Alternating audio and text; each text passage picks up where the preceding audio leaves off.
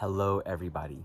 Before I begin today's teaching, I want to announce the Heart and Soul Centered Astrology Complete Training Program.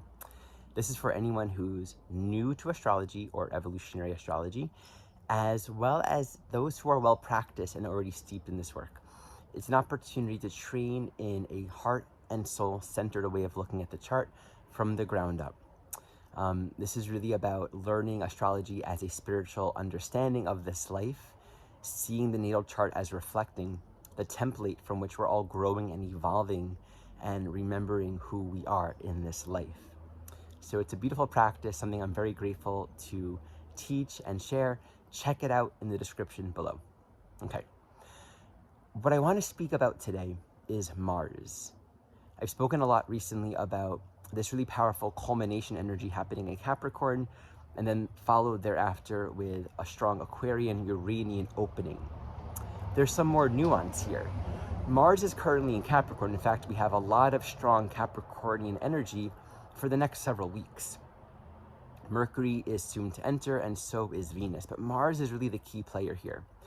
I always pay close attention to the relationship between Mars and Pluto. This is something I've taught a lot about, something that I've learned from Jeffrey Wolf Green. It's a really beautiful and essential insight. Pluto corresponds to the inner, predominantly unconscious psychological movement of the soul. We're drawn towards something. We have these strong cravings and aversions, but we don't necessarily know why. We don't necessarily understand psychologically why we're having these strong reactions. Pluto is this impelling force that brings us into experience, that says underneath the externals of this life, I'm evolving, I'm growing, I'm realizing something about myself, and I have to dig deeper to really understand my own motives, what's really going on inside of me. Mars is always going to translate the deeper unconscious desires within Pluto through conscious actions. Right? Mars is saying, here are the choices I'm making. I'm doing this. I'm consciously saying yes, consciously saying no. I may not know why I'm saying yes or I'm saying no, but that's the point. With Mars, as we grow, as we evolve, we become more self-aware. We realize, oh, when I act instinctively or thoughtlessly, when I don't pause or take my time, or when I'm argumentative, I create a path for myself. That's what happens. And that has its own karmic reality to it. When I put my hand in fire, I get hurt. Everything has a consequence.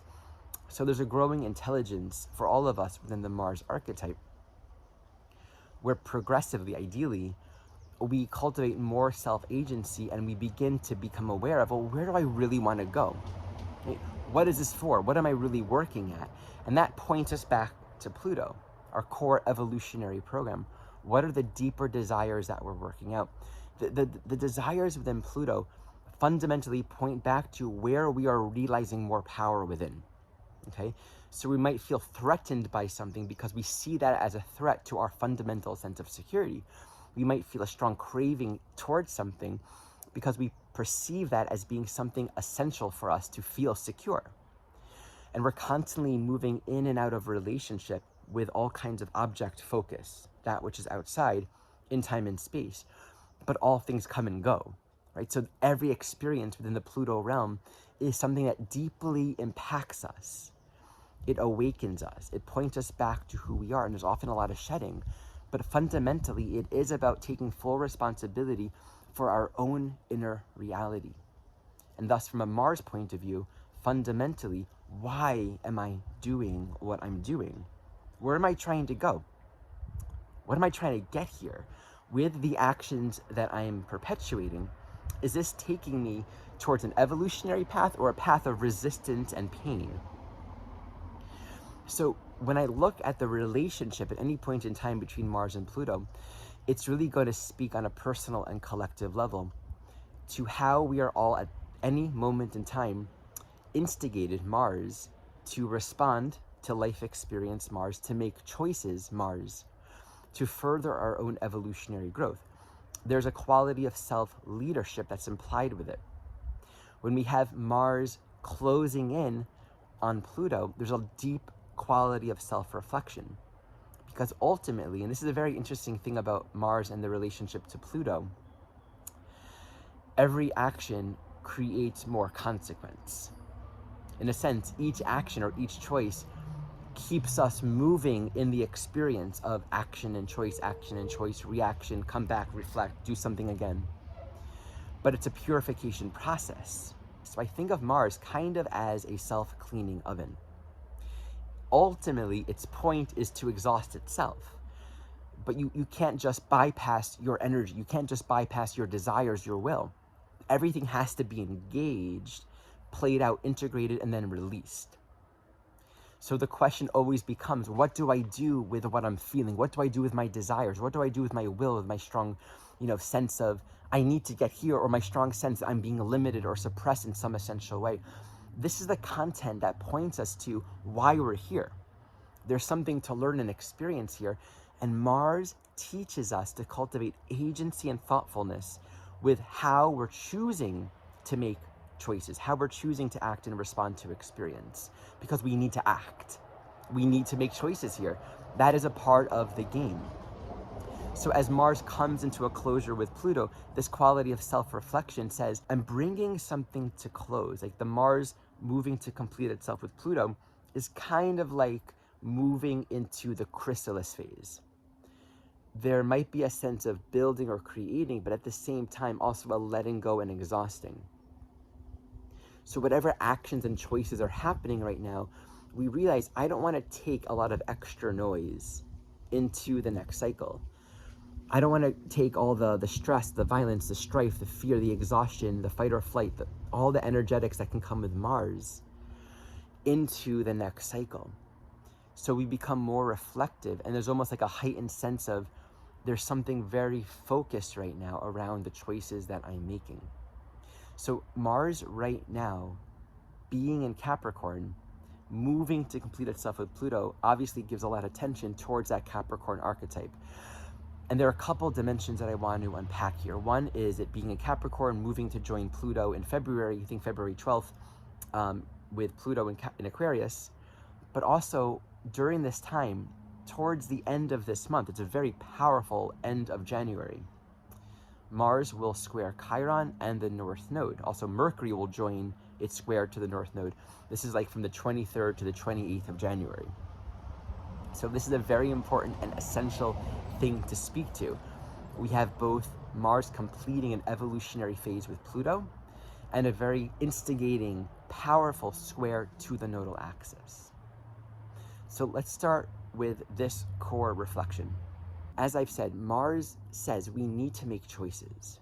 We need to act, we need to respond.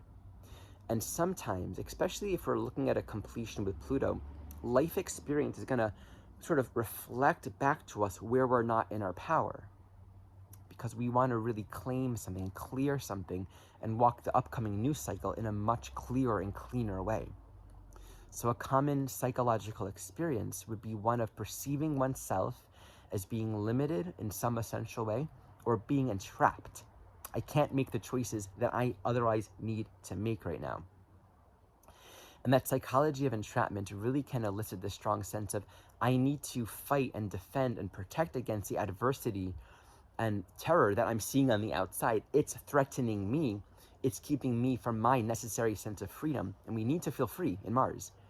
A healthy expression of Mars is I have a connection to my own self-agency.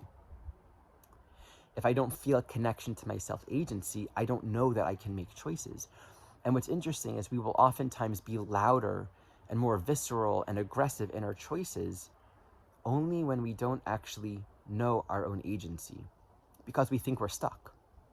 We think we are being imposed upon and held back by something on the outside. And so we either know to fawn to it or give into it or be enslaved by it or fight and resist and defend. Neither are really an expression of claiming the truth of our agency.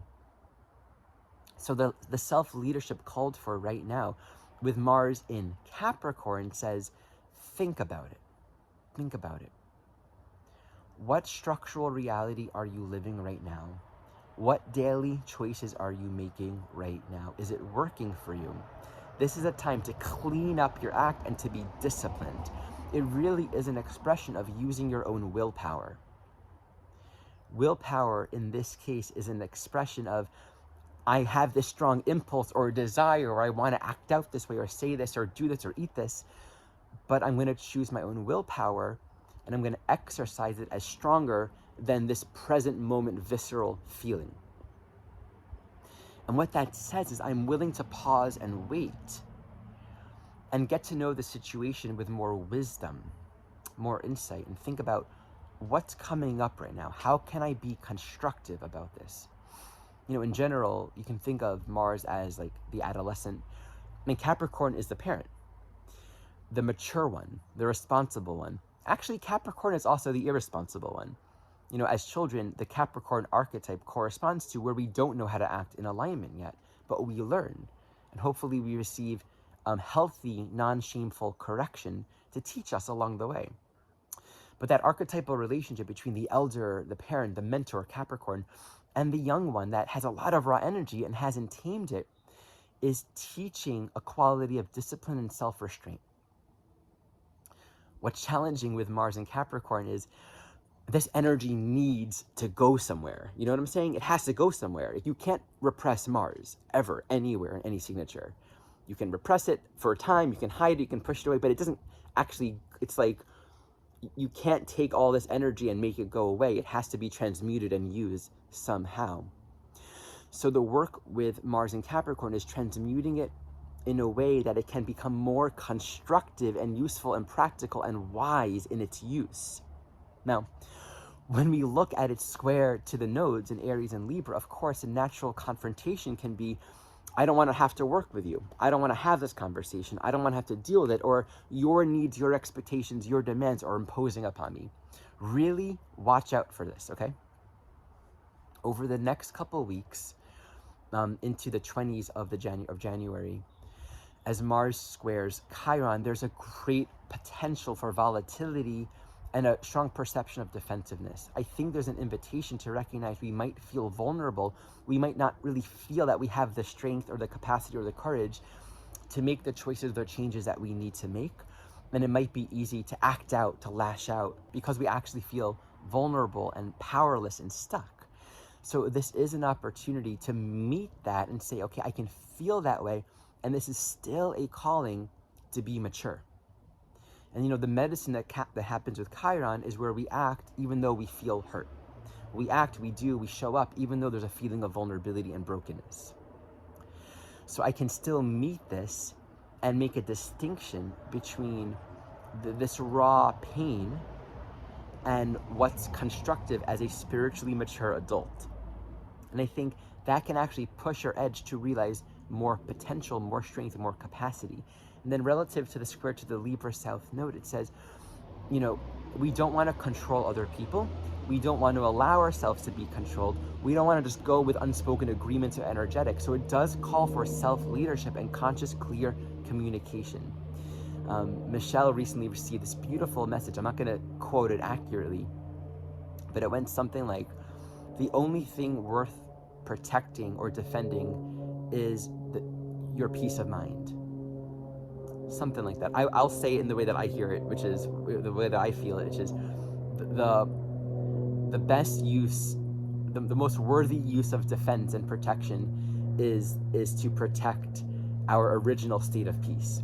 The way she received it was much better, but it's a beautiful teaching. And that's a beautiful way of thinking about Mars. Otherwise, what are we're protecting war, we're protecting fighting, we're protecting like protection for its own sake. The work that we're doing is because we want to do our work to cultivate a ground of stability and peace and wellness for ourselves and for all beings. So when we claim our own self-agency and maturity and responsibility, and we bring that into relationship, we're not as affected by the hard things because we know we're responsible for our choices and for our own vibration. That's such a big teaching here. So that's very initiatory. It's very powerful. And it's just going to be a few degrees from Pluto. And by the second week of February, it joins Pluto, right? At that point, we're going to have Mercury also in Aquarius, and I think Venus soon thereafter. So there's a lot of big migration happening from Capricorn to Aquarius. So the way that I read this is very similar to much of what I've been saying in my previous videos. this final and very, very strong movement of Mars in Capricorn, and just let's say this, okay, that Sun Pluto in Capricorn, that's very strong, and then Mars in Capricorn making really strong aspects too. And they're all happening within a couple weeks. So this final movement is saying, ground your root, Capricorn, root chakra, foundation. Clarify the agreements, the energetics involved, know where you're coming from, get mature, get clear, attend to your life and get into alignment in your work, in your relationships, ground and define the necessary structures right now. And also boundaries. What are the structures that we're agreeing upon or that we're living within? It really requires each one of us to determine for ourselves what we need and to express that, to communicate that, to say, this is what's needed. How can we make it work? This is what I'm going to do. I have this goal. What do I need to do to make this goal? It's very much about willpower and choice and that return to agency. We ground ourselves and we move into this Pluto-Mars. It's completing that cycle with Pluto. And then we get to initiate a brand new cycle. The new phase with Pluto and Mars says, I'm making new choices now with respect to an entirely new paradigm of living. It's not just a new cycle, it's in a new sign entirely. So this Mars-Pluto is really charged, really strong. There's a completely new paradigm beginning to emerge. And now Mars is going to say, go, act, try this thing. It's going to be scary, it's going to be new. The key is, don't take the past with you. This is a time of getting things cleared and worked out so we can give ourselves and one another that gift of feeling present and available and free to live in the moment, follow the unfolding of life itself, leading us and moving with us together. Thank you so much for watching. Once again, if you're drawn to study this work and to devote yourself to a deepening of your soul knowledge, spiritual knowledge through the lens of astrology, please check out my course in the description below. It is my honor to share this work.